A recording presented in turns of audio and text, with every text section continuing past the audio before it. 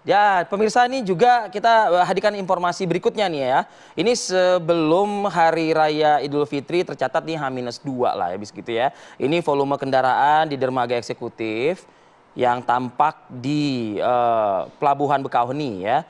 Dipantau ini mengalami kenaikan pemirsa, di mana para pemudik ini harus rela antri hingga berjam-jam agar bisa naik ke atas kapal. Dari data ASDP Cabang Bekauheni Lampung, pada Minggu 7 April 2024 sebanyak 116.569 orang penumpang dan 19.503 unit kendaraan telah menyeberang ke Pulau Sumatera. Dan untuk melayani para pemudik, ASDP mengoperasikan 39 kapal dengan jumlah trip penyeberangan sebanyak 125 kali. Jadi cukup banyak nih kalau dikatakan kesiapsiagaan infrastrukturnya, meskipun juga tidak bisa dibendung juga ada 116.000 orang lebih dengan total kendaraan 19.500 unit kendaraan. Wow, luar biasa ya, Via. Kita juga akan ajak pemirsa untuk melihat kondisi terkini pagi hari ini. Langsung dari exit tol Merak sudah ada Agam Rizky dan juga Iman Fajar langsung dari stasiun Pasar Senen Jakarta. Kita ke Agam Rizky terlebih dahulu. Agam, selamat pagi. Bagaimana kondisi di sana sekarang?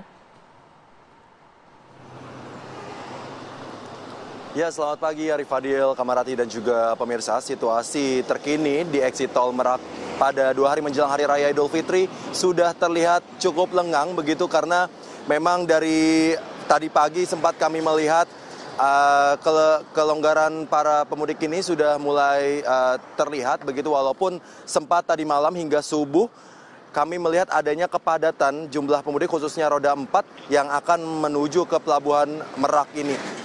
Dari kepadatan tersebut memang dikarenakan adanya sistem buka tutup jalan untuk meminimalisir adanya kepadatan atau kenaikan volume kendaraan pada Pelabuhan Merak tersebut. Dan Arif Fadil, Kamarati dan juga pemirsa, tadi sempat kami pantau sekitar pukul 6.30 suasana di sekitar pelabuhan exit tol Merak ini sudah cukup ramai lancar. Karena memang sebelumnya dari pihak ASDP telah memprediksi bahwasanya puncak arus mudik ini terjadi kemarin hingga semalam begitu, karena memang berdekatan atau berdekatan dengan cuti bersama serta libur sekolah. Dan dari pihak ASDP pun mereka telah mengkonfirmasi bahwasanya tiket penjualan pada tanggal 8 ini telah habis dan masyarakat akan bisa membeli kembali tiket tersebut melalui aplikasi Freezy ini keesokan harinya. Dan kemudian terkait penjualan tiket untuk motor begitu, kami mendapatkan informasi yang terbaru bahwasanya masih ada 30% tiket yang tersedia. Dan memang untuk pintu masuk dari kendaraan roda 4 dan kendaraan roda ini 2 ini memang berbeda sejak tanggal 3 kemarin. Karena untuk di Pelabuhan Merak memang hanya diprioritaskan bagi para pengendara roda 4 dan juga pejalan kaki serta bus penumpang. Sementara itu untuk di Pelabuhan Ciwandan hanya diprioritaskan bagi pengendara roda 2 dan juga truk golongan 6 dan 7.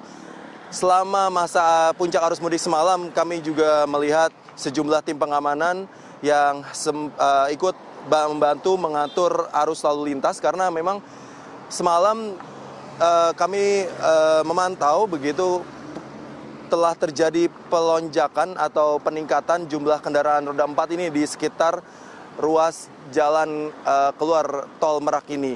Dan mereka sebelumnya memang telah mempersiapkan sebanyak 6.100 personil gabungan terdiri dari TNI, Polri, Dinas Perhubungan dan juga Dinas Kesehatan dalam momen arus mudik ini. Arif Fadil dan Kamarati. Ya, Agam Rizky, kalau mau dikonkretkan mungkin dari laporan ini, artinya Anda saat ini berada di titik gerbang tol di belakang Anda ini adalah mereka yang baru saja keluar tol dan akan menuju Pelabuhan Merak, begitu ya? Ya, betul sekali Arif Fadil, bahwasanya memang di belakang kami ini merupakan pintu keluar para pemudik yang dari wilayah Jabodetabek begitu menuju ke Pelabuhan Merak. Dan dari kemarin ini memang titik puncak kepadatannya ini bermula dari kilometer 93 hingga menuju ke pelabuhan Merak ini, Fadil. Ya, Agam, artinya pagi ini sudah bisa dipastikan berbeda dengan 2 hari kemarin ya. Dalam artian sudah tidak ada lagi kepadatan kendaraan, sudah tidak ada lagi kemacetan, dan ini bisa dikatakan lancar hingga ke pintu masuk Pelabuhan Merak. Ya, betul sekali Arif Fadil. Tadi juga sempat kami berbincang dengan pihak pengamanan di sini untuk mengkonfirmasi atau mengklarifikasi sebenarnya apakah nanti setelah ini akan ada peningkatan lagi atau tidak. Namun mereka juga berharap bahwa setelah ini tidak ada peningkatan begitu menuju ke Pelabuhan Merak. Karena memang puncak arus mudik ini terakhir diprediksi bahwa terjadi semalam hingga subuh tadi. Dan setelah ini mereka berharap sudah tidak ada lagi lonjakan pemudik. Karena memang tiket dari pihak ASDP pun telah habis terjual hingga hari ini, Arif Fadil. Baik, terima kasih Agam Rizky langsung dari exit tol Merak. Kita bergeser ke stasiun Pasar Senen Jakarta. Iman Fajar, pagi hari ini nampaknya di belakang Anda lalu lalang calon sudah pemudik banyak ramai sekali. Lalu lalang calon pemudik ya. Apakah juga masih terus ada peningkatan di stasiun Pasar Senen Jakarta? Silakan. Ya, selamat pagi Ratih, Arif dan juga pemirsa. Memasuki H-2 Lebaran 2024, situasi dari stasiun Pasar Senen masih dipadati oleh para pemudik yang ingin melangsungkan keberangkatan mereka dari stasiun Pasar Senen ini menuju ke kota-kota yang ada di Pulau Jawa. Dan untuk mengetahui seperti apa sih suara-suara dari para pemudik yang berangkat dari stasiun Pasar Senen, kita akan langsung berbincang-bincang dengan salah satu pemudik di stasiun Pasar Senen. Selamat pagi Ibu. Dengan Ibu siapa? Ibu Hayati.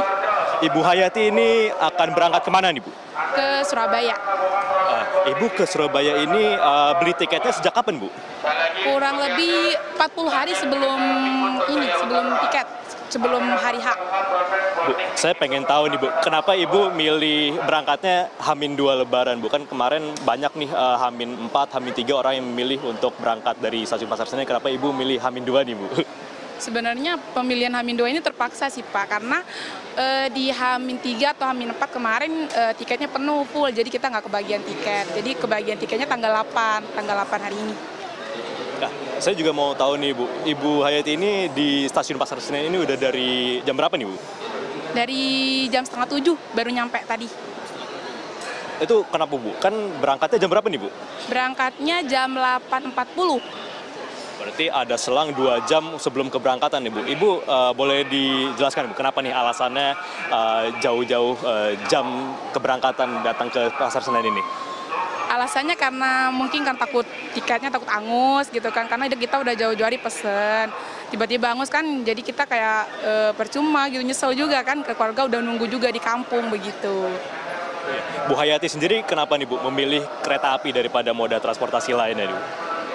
Milih kereta api karena menurut saya kereta api lebih efektif, terus habis itu nggak kena macet juga, habis itu kena kita lebih santai kayak gitu ya. Mungkin terakhir nih Bu, apakah ada pesan-pesannya yang mau disampaikan ke keluarga mungkin yang di Surabaya, untuk yang lagi di rumah yang lagi nonton mungkin Bu? Iya, halo orang Madura, saya dari Madura. Salam buat keluarga saya di Pamekasan, di Telanakan Ambat. Oke, makasih. Oke, Bu Hayati, terima kasih banyak atas waktunya. Semoga selamat sampai tujuan dan hati-hati di jalan, Ibu. Oke, ya. Ya, itu dia pemirsa bincang-bincang kami dengan salah satu pemudik yang ada di stasiun Pasar Senen yang memilih untuk naik transportasi kereta api dibandingkan moda transportasi lainnya. Dan memang pemirsa, sejak beberapa hari kebelakang, sejak arus mudik, puncak arus mudik telah berlangsung, sekitar rata-rata 26.000 penumpang telah diberangkatkan perharinya di stasiun Pasar Senen ini. Dan PT KAI juga menghimbau untuk para penumpang yang hendak melakukan perjalanan menggunakan kereta api untuk menjaga barang bawaannya agar jangan sampai tertinggal baik di stasiun maupun di kereta, dan juga untuk tidak melebihi bawaan yang ditetapkan oleh PT KAI, yakni satu orang satu tiket, yakni 20 kg barang. Dan apabila melebihi 20 kg tentu akan dikenakan biaya tambahan. Dan selain itu juga pemirsa, PT KAI juga menghimbau untuk para calon penumpang untuk mengecek kembali tiketnya agar tidak salah naik kereta dan juga tidak salah jadwalnya. Dan seperti bincang-bincang kami juga dengan Ibu Hayati bahwa dirinya telah standby di stasiun Pasar Senen 2 jam sebelum keberangkatan. Ini juga menjadi salah satu yang dihimbau oleh PT KAI agar kemudian tidak terlambat untuk naik kereta sesuai jadwal yang telah ditentukan dalam tiket yang dipesan oleh penumpang. Seperti itu, Arif, Ratih, dan juga pemirsa, kita kembali ke studio. Baik, terima kasih banyak Iman Fajar. Tadi ada himbauan dari Iman, jangan lupa jaga barang bawaannya. Ya. Jaga juga keluarganya, kemarin ada yang ketinggalan kan? Oh iya benar. Nanti barang bawaan diingat, keluarganya ditinggal. Kalau keluarga tuh jangankan tinggal, Iya kan? Di lampu merah aja istrinya turun sebentar aja, suaminya main asal. Lampunya hijau jalan. Nah, ini ketawa nih. Jalan. Suami-suami nih ya. Terima Tapi kasih itu banyak tadi rekan-rekan. Suaminya mana ya? Ada di sampingnya. Ada tadi. Ada, Oh. udah Devi. Saya nggak mau berspekulasi macam-macam. Sama naik kereta juga, Vi. Itu dia. Tapi begini, Ti. Kalau semua kan layanan tentu dilakukan ya di setiap beberapa simpul-simpul moda transportasi yang memang dikehendaki atau diinginkan oleh masyarakat. Nah, pertanyaannya kayak tadi tuh kita lihat di awal kebersamaan kita di Apa Kabar Indonesia Pagi di Banten ada beberapa orang yang jatuh pingsan ya karena emang terlalu lama keletihan mereka di jalur mudik ini begitu. Nah, ini bentuk antisipasi terutama dari pemerintah melalui Kementerian Kesehatan Republik Indonesia bagaimana nih, Ti? Nah, kita akan hadirkan selengkapnya perbincangannya saat lagi, tetap bersama kami.